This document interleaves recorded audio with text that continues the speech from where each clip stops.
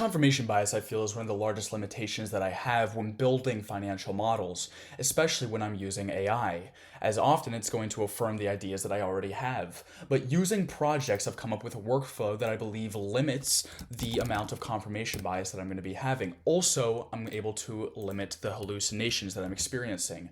We're going to be using a project in order to get this done. And we're going to be using project instructions to make sure that we're able to actually build the way the AI is going to respond to us. So, for example, we're going to give it context as a role that we want it to have. We're going to say it's a senior equity analyst with a skeptical, data-driven mindset.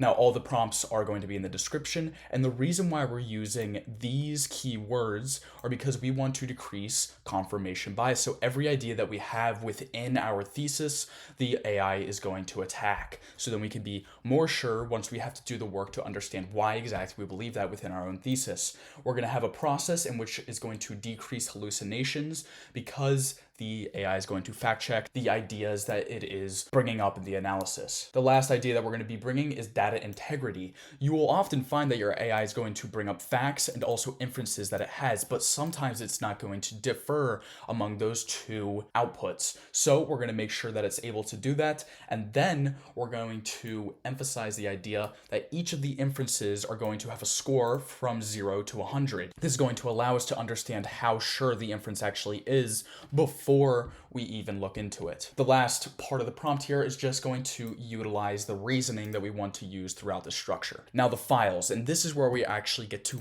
build the database that we want the AI to be pulling from. So here I like to put in all of the quarterly filings, the annual filing, any earnings call transcripts that I can find, and any investor presentations. You can also put in institutional research, insider transactions, and any institutional transactions that you can find as well. The best part about projects is that everybody can use them. It does not matter what plan you have, though be careful, because if you upload too many files, meaning if you're going to be saying around 80 to 100% of the utilization of the space that files actually can contain, then you're going to be burning through your limits really fast. When I had a pro subscription, when I had the capacity at around 80% for some other research, I found I could only get 3 to 5 messages using the Opus model. So I would just emphasize the idea that you need to understand that either you're going to make this a multi-session workflow if you're going to be using a lot of the project capacity, or that you just use lesser project capacity and are able to get through all of the work quicker.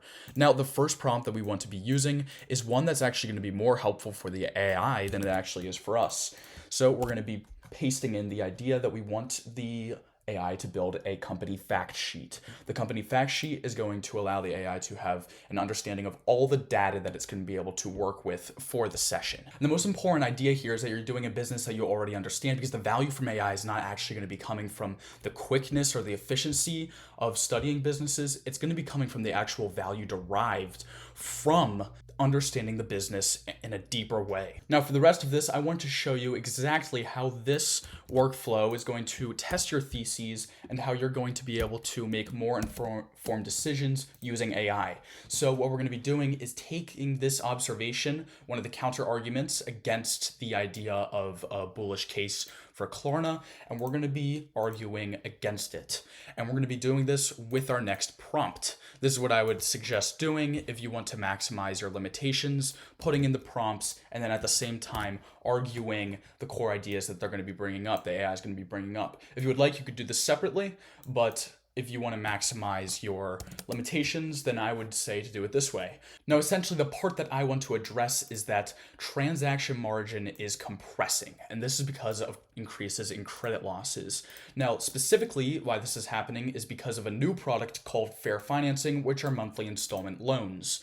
And because monthly installment loans are going to be expected to be charged off more than buy now, pay later loans, and also because we've had an explosive growth in the amount of fair financing loans, we are seeing a lot more provisions for credit losses. So I want to argue against this point, and I'm going to say that I think in the future, we can expect these incomes to offset the depression that we're seeing in the transaction margins. And finally, the second prompt is just going to talk about the business model and the moat breakdown, how money flows, the unit economics, and then we're going to also be identifying one weak link. So after the prompt, we see that it quickly addressed my thesis that I had for the business, and then it breaks down the money flow, it breaks down the unit economics, and finally it goes into the moat. And then we also have the weak link of the business. Now, it gives us the idea that our thesis, the original thesis that we just put in about fair financing, is not quality because the fair financing has not seen a full credit cycle yet. Now we're going to make the critical mistake of saying that this is not fact because charge-offs were lower than that of consumer credit in general. And the reason why this is a horrible conclusion to come to is because charge-offs are going to be for the loans that were originated previously, and provisions are going to be for the loans that are being originated now. Now we're going to make this point before we get to our third prompt, and we're going to see how it responds.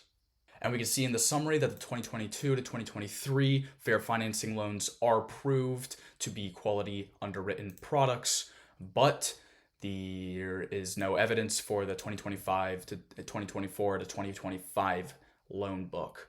And it was able to correctly identify that along with a lot of other different ideas on exactly what the thesis means. So now once you have that conclusion, that those ideas that you want to identify for your thesis, you're ready for the third prompt. You need no other disclaimers in this prompt because there is plenty of room for you to make your own assumptions with driver panels and also sliders, which are going to allow you to do sensitivity analysis for exactly each section of your thesis that you want to test. This really shows the core idea of why the AI is actually valuable, not because of the actual outputs that it's going to be bringing, but rather because of the presence of another force that is going to be arguing against your thesis. I find that retail really does not have a lot of entities that are going to be playing against their own ideas. A lot of YouTube videos are usually bullish claims for each company, so I want you to be able to have content and prompts and data-driven value that's actually going to be able to test against your ideas for a business. Also, as we've seen throughout the video, that we have inferences with the strength scores here, which I have found super helpful. I find that anything below a 65, you really got to fact check and understand, but you really should have an understanding of each of the inferences before you even go into this, because you want to actually have a strong understanding on the business already. But this is going to allow you to kind of sift through the ideas that you want to reject and which ideas you think are actually possible. So finally, we get this sensitivity model. It's not a full model, but it kind of gives you an idea of exactly what you want to identify within your thesis and what you want to change in terms of assumptions, if you want to change anything at all. And let's say, for example, that historically I've seen that transaction margin percentage has been floating around this 47 to 43%. It's dipped recently because of the increases of provisions, and I think that going forth, it's going to resurface at around 41%. Now we can see the difference that this makes within the incomes of the business and the performance of the business. Now I'm able to take a picture, a snip, whatever you want to call it, of the changes that I made in the assumptions, and finally I can put in the last prompt. And this is going to be the thesis stress test. So this is where you can bring in your assumptions and then bring in your thesis. Just make it a few short bullet points. That's what a thesis should be for a company anyway, when you're investing in it. And let's just do one short bullet just to make sure that even if you don't understand Klarna, you can understand the structure. So this is my favorite prompt because it allows you to come to your final conclusion about the business. You get to stress test your thesis after having the AI kind of poke and prod it. Now you get a full-on attack against your ideas. And while this might be uncomfortable, while it might be hard, it is definitely valuable. If you're just using AI to quicken your research, then where's the value? Use it to actually improve your research and make sure you have a peer with all the data who's going to be able to reason with your ideas. And as we said, we didn't do this 3 to 5 bullet thesis, so it is kind of attacking us here. And just make sure to put in 3 to 5 bullet points so then you're able to have a full working thesis. And what I like about the output that it's giving is that it actually shows you what you need to believe in order to have the thesis that you're proposing. It's going to show logical gaps within your ideas, things that you might have to improve on, and where confirmation bias has possibly already been a main factor at play. It's going to give you the bear case that you haven't considered, and it's going to give you a full attack on your thesis.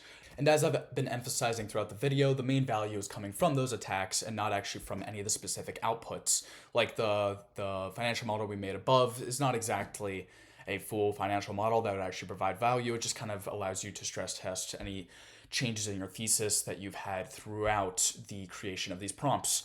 Now, none of this is financial advice. It's completely just to decrease the confirmation bias that you have for the business, at least a flow that's been working for me. And I didn't want to waste your time with a Klarna analysis video, which is why I went really, really surface level just to show the idea of the AI prompting structure. If you have any questions, I would love to answer them in the comments, and I will be posting another AI video in the next week. Thank you.